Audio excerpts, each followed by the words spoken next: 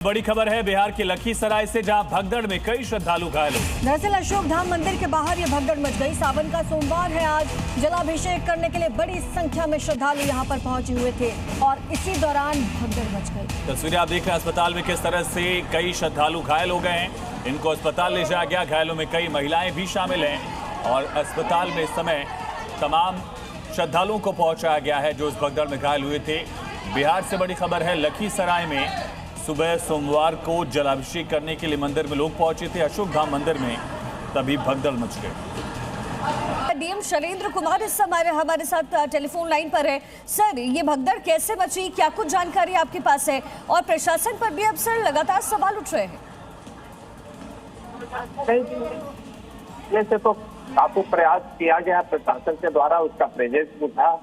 SSP के जवान तक वहाँ पर थे, पूरे पुलिस प्रशासन थे, पूरा जिला प्रशासन, और मैं खुद स्वयं था। एडीएम, डीडीसी, पूरा जिला प्रशासन के तमाम अधिकारी, एसएचओ, सब लोग हम लोग वहीं पर थे।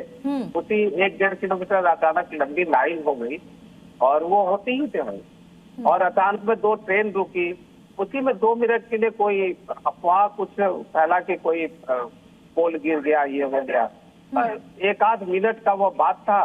और दूसरे तरफ सड़क थी और सड़क के दूसरे तरफ खेत था। खेत में अचानक में गिर गए लोग, महिलाएं लोग गिर गई, एक के ऊपर एक।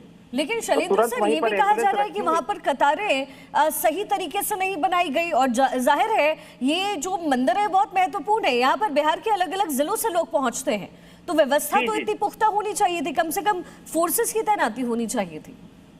नहीं, व्यवस्था लगातार व्यवस्था सुदृढ़ किया गया है और कहीं कोई दिक्कत नहीं थी।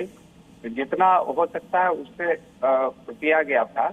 अचानक में कुछ अफवाह वगैरह वहां पर फैला और लोग जो है खेतों में, खेत साइड में भागे और उधर एक के ऊपर एक महिलाएं गिर गई।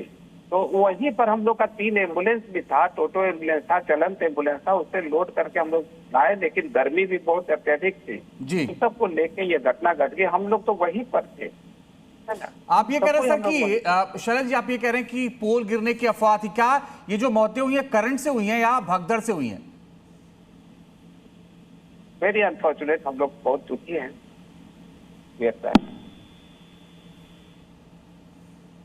शैलेश जी, ये मौतें करंट से हुई या भगदड़ से हुई हैं?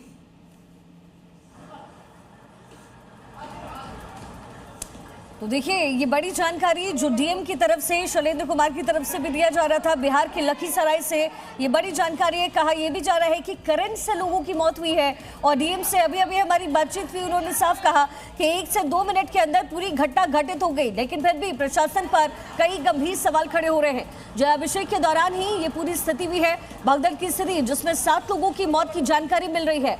लखीसराय का मंदिर, जहां पर भगदड़ की खबर मिल रही है, जहां पर 7 लोगों की मौत की जानकारी अब तक मिल रही है। लेकिन कई ऐसे श्रद्धालु हैं जो अस्पताल में इस समय एडमिटेड हैं। अशोक धाम मंदिर के बाहर भगदड़ की स्थिति भी, जलाभिषेक करने के लिए श्रद्धालुओं की लंबी कतारें थी।